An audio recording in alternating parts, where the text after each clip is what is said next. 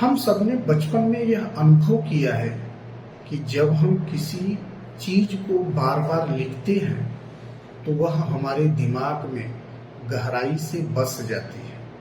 चाहे वह कविता हो, गणित का सूत्र हो या किसी परीक्षा का उत्तर। जो हम लिखते हैं वह ज्यादा देर तक याद रहता है। यही कारण है कि कहा गया है कि right and learn, hand remembers what mind forgets. अर्थात जो बातें मन भूल जाता है उन्हें हाथ ही याद रखता है। तो नमस्कार साथियों, जय हिंद, जय भारत।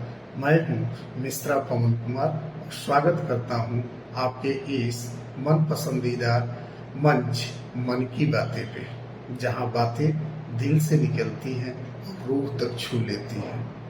दोस्तों, राइट एंड लर्न एक साधारण वाक्य नहीं है, बल्कि सीखने की एक अद्भुत कला है जो हर विद्यार्थी, शिक्षक और अभिभावक के लिए समझना आवश्यक है।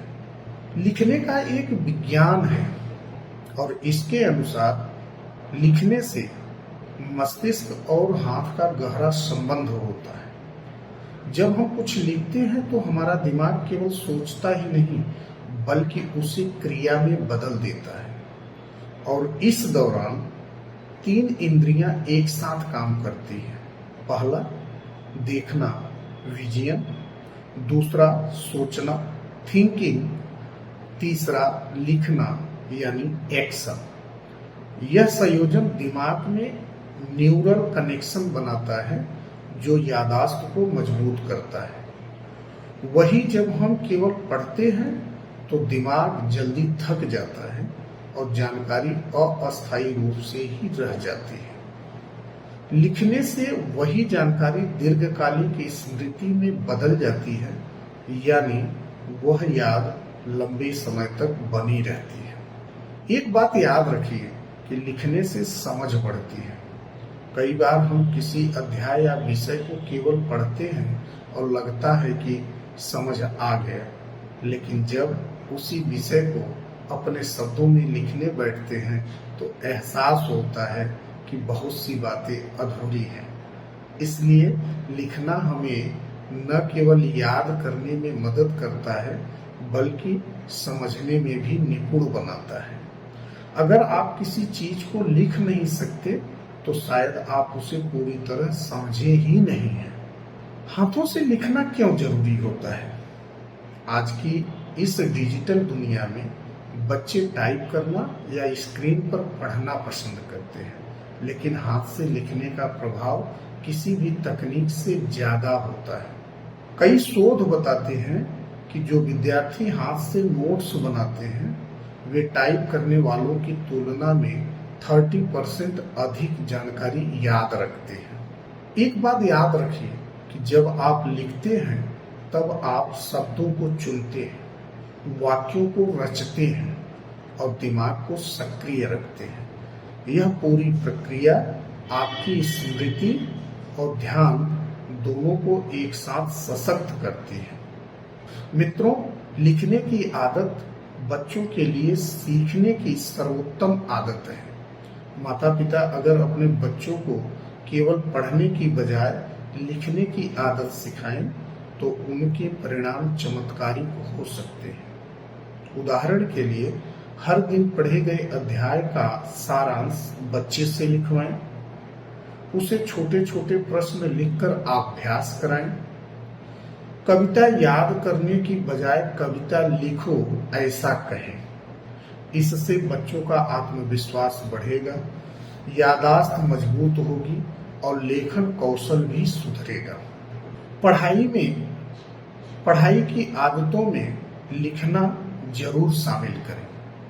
यदि आप विद्यार्थी हैं तो अपनी रोजाना की पढ़ाई में निम्न बातें शामिल करें। सेल्फ नोट्स बनाइए, अपने शब्दों में छोटे नोट्स लिखिए। क्वेश्चन प्रैक्टिस करें, हर विषय में कुछ सवाल खुद हल करें। रिवीजन लिखकर करें, रिवीजन के समय केवल पढ़ने की बजाय संक्षेप में लिखें। माइंड मैप बनाइए, लिखते हुए चित्रों और तीरों का उपयोग करें। इससे याददाश्त तेज होती है। और हम अपने अभिभावकों के लिए भी एक संदेश दे रहे हैं और उनको यह संदेश अपनाना चाहिए।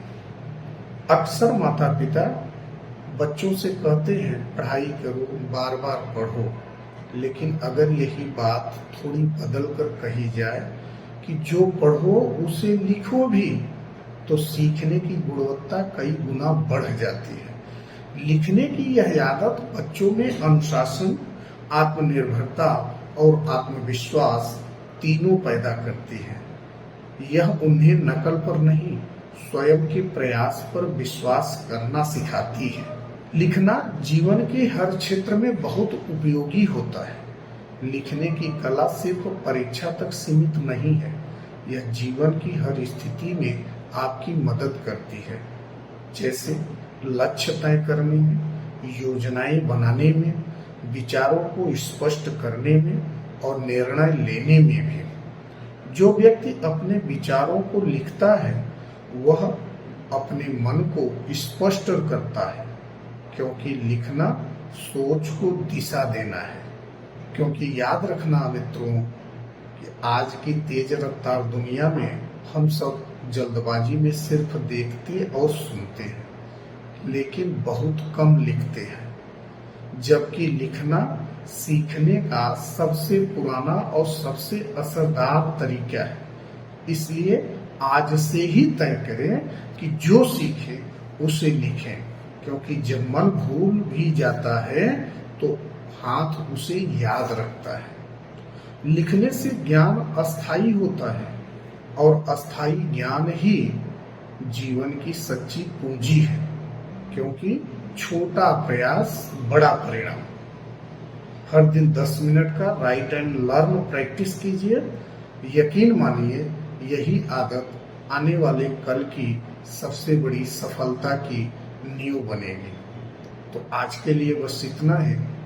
अगर आप हमारे चैनल पे पहली बार आए हैं तो चैनल को सब्सक्राइब करें, वीडियो को हमारे लाइक करें, शेयर करें, ताकि दूसरे बच्चे भी और दूसरे माता पिता भी इन बातों से सीख सके। और अगर आप अपने बच्चों को या खुद गणित सीखना चाहते हैं तो आप हमारे YouTube चैनल हंसवाहिनी एजुकेशन फाउंडेशन और हमारे फेसबुक पेज हंसवाहिनी एजुकेशन को लाइक और सब्सक्राइब जरूर कर लीजिए। मिलते हैं एक और ट्रेंडिंग मुद्दों के साथ, तब तक के लिए जय हिंद, जय भारत।